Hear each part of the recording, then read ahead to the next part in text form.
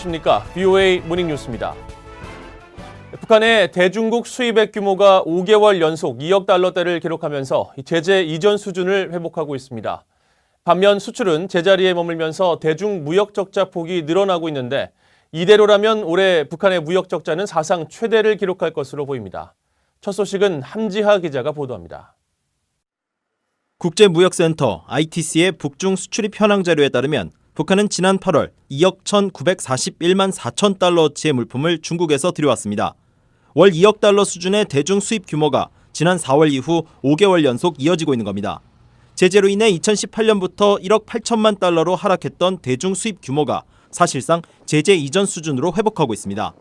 8월 북한의 최대 수입품은 플라스틱 제품으로 2,310만 달러 규모였고 곡물이 1,502만 달러로 뒤를 이었습니다.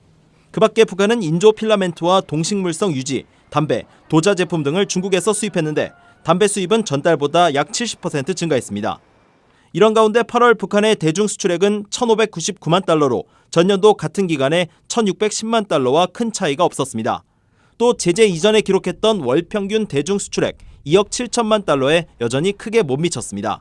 북한의 수입액이 크게 늘어났지만 수출액은 제재 이후 제자리를 맴돌면서 북한의 8월 대중 무역 적자는 2억 달러로 집계됐습니다. 10년 전인 2009년 북한의 대중 무역 적자는 10억 9천만 달러, 이후 석탄 등의 수출이 활발했던 2015년과 2016년 적자폭을 연 3억 달러대로 줄였었지만 제재가 본격화된 2017년부터 무역 수지 적자폭은 15억 달러로 늘었고 급기야 지난해에는 사상 최대 적자인 20억 달러를 기록했습니다. 올해는 지난 1월부터 8월까지 북한의 대중 누적 적자액이 14억 달러로 지금과 같은 속도라면 2019년 누적 적자액은 지난해 기록을 깰 것으로 예상됩니다. VOA 뉴스 함지하입니다. 스웨덴 미북 실무협상 결렬 이후 북한의 전 육자회담 수석 대표 김계관 외무성 고문이 미북 정상 간 친분 관계를 강조하며 연말 시한을 언급한 것은 미국을 압박한 것이라고 한국 내 전문가들이 분석했습니다. 동국대 북한학과 고유환 교수는 VOA에 김 고문은 담화를 통해 비핵화 협상이 연말 안에 해결되지 않으면 내년에는 새로운 길을 갈 수 있으니 미국도 선택을 하라면서 트럼프 대통령을 압박하며 협상 지속을 원했다고 분석했습니다. 통일연구원의 조한범 선임연구원은 미북 모두 협상을 원하고 있다면서 그러나 도발이나 협상 국면 파기보다 일정 부분 협상을 도출하는 것이 김 위원장에게 더 유리하기 때문에 북한이 더 절박한 상황이라고 진단했습니다. 따라서 김계관 고문의 담화는 잠수함 발사 탄도미사일 시험 발사와 금강산 한국 측 자산 관련 발언 등에 대한 일종의 중화 역할이라고 분석했습니다. 호주 정부가 유엔 안보리 대북 제재 준수를 위한 국제사회의 노력을 지원하기 위해 해군 호위함을 동아시아 지역으로 파견했다고 밝혔습니다. 린다 레이놀즈 호주 국방부 장관은 24일 성명을 통해 동아시아 지역에서 광범위한 대북 제재 집행 지원을 위해 HMAS 파라마타 해군 호위함을 배치했다고 말했습니다. 호주가 한반도 지역 안보를 위해 호위함을 파견하는 것은 이번이 세 번째로 이미 동아시아 지역에 배치돼 활동 중인 HMAS 스튜어트와 호바트 호와 함께 북한의 불법 해상 활동을 감시하게 됩니다. 전 주한미국 대사들이 최근 서울에서 발생한 미 대사관저 난입 사건과 관련해 어떤 이유로도 용납될 수 없고 정당화될 수 없는 행동이라고 비난했습니다. 무단 침입자들을 체포한 것은 적절한 대응이라며 한국 정부에 외교 공관 보호 조치를 당부했습니다. 오택성 기자가 전해드립니다. 조지 부시 행정부 시절인 2004년 주한 미국 대사를 지냈던 크리스토퍼 힐 전 국무부 동아시아 태평양 차관보는 한국 대학생 진보연합의 주한 미국 대사관저 침입을 용납할 수 없는 행동으로 규정하며 비판했습니다. Their actions are unacceptable and the police were appropriate in arresting them. 2008년부터 2011년까지 주한 미국 대사를 지낸 캐슬린 스티븐스 한미경제연구소 소장도 우려를 표했습니다. 외교 공관의 안전을 훼손하려는 행위는 그 누구도 정당화될 수 없다면서 해당 학생들이 주장하는 바에 대해 대화를 요청했었어야 했고 미 대사관 측도 기꺼이 응했을 것으로 기대한다고 말했습니다. And I also would have hoped that the embassy would have been happy to have a dialogue with them. But to breach the space and risk their own safety and the safety of police involved and the residents of a home is not the right way to do things. 2001년부터 4년간 서울에 주재했던 토머스 하버드 전 주한 미국 대사는 유감스럽다면서 보통 그런 사건의 방지를 주재국 정부에 크게 의존한다며 한국 당국의 적극적인 조치를 촉구했습니다.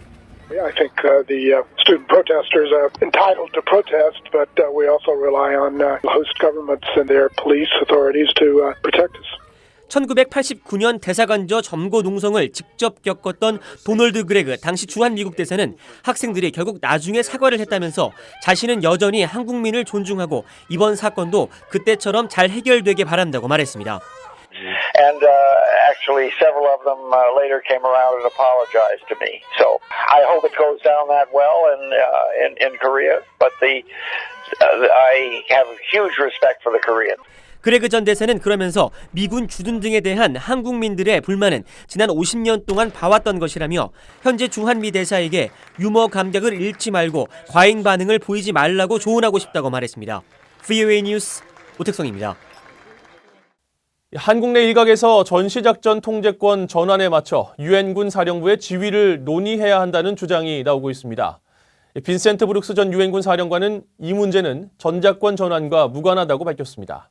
김동현 기자가 취재했습니다. 지난해 11월까지 유엔군 사령관으로 근무한 빈센트 브룩스 전 한미연합사령관은 23일 VOA에 최근 한국 일각에서 제기되고 있는 전작권 관련 유엔군 지휘 논란은 유엔군 사령부 역할을 이해하지 못했기 때문에 비롯됐다고 말했습니다. 그러면서 전투 사령부로서의 한미연합사령부와 정전협정을 유지하기 위한 유엔군 사령부의 역할은 명백히 다르며 따라서 전작권 전환과는 관련이 없다고 말했습니다. It's often a reflection of an inadequate understanding of the actual roles and relationships. And I think that will be sorted out when there's a focused dialogue and discussion about the topics.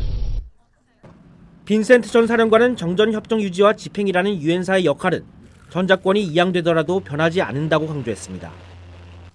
특히 유엔사가 2018년 이후 평화를 도출하기 위한 대화 조정자 역할을 수행하고 있다며 판문점 남북 정상회담과 9.19 군사합의 이행 등은 모두 전쟁 수행과는 무관한 영역이라고 설명했습니다.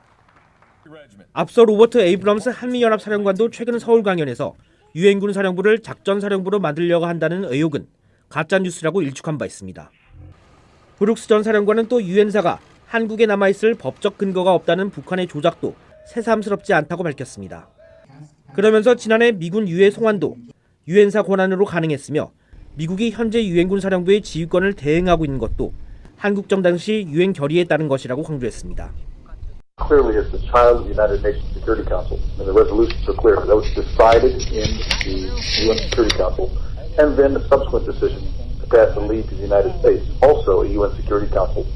브룩스 전 사령관은 미북 종전선언이 현실화된다면 유엔사 존립은 유엔 안보리 상임이사회의 결정사안이며 유엔군 사령부와 7개 유엔사 후방기지를 유치하고 있는 한국, 일본과의 조율이 필요하다고 말했습니다. 또 유엔사가 일본 자위대의 한반도 진출 빌미를 제공할 수 있다는 일각의 주장은 전혀 받아들일 수 없다고 일축했습니다. VOA 뉴스 김동윤입니다. 홍콩의 대규모 민주화 요구 시위를 계기로 미국 의회에서 신속하게 처리되고 있는 홍콩 인권보호법안에 북한 관련 조항이 포함됐습니다. 홍콩 시위가 촉발된 지난 6월 상하원에 공동 상정돼 최근 하원 본회의를 통과한 이 법안에는 홍콩 당국의 대북 제재 이행 평가 보고서 제출을 행정부에 요구하는 조항이 담겼습니다.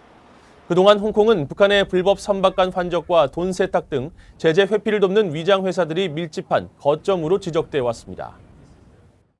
유엔 안보리 대북제재위원회가 일본 토요타 차량을 포함한 인도주의 물품의 북한 반입에 대한 유엔 인구기금의 요청을 승인했습니다. 승인받은 목록에는 토요타의 SUV 차량인 랜드크루저 프라도 2대와 에어필터, 오일필터, 겨울용 타이어 등 차량 부품 2세트와 차량 수리용 공구 등이 포함됐으며 반입 시기는 다음 달로 예정돼 있습니다. 안보리 대북제재위원회는 유엔 인구기금에 보낸 서한에서 면제 승인 시한을 준수하고 각국의 법과 규정, 금융과 상업거래에 대한 면허 요건과 관련 국가의 운송, 세관 절차를 철저히 지킬 것을 당부했습니다.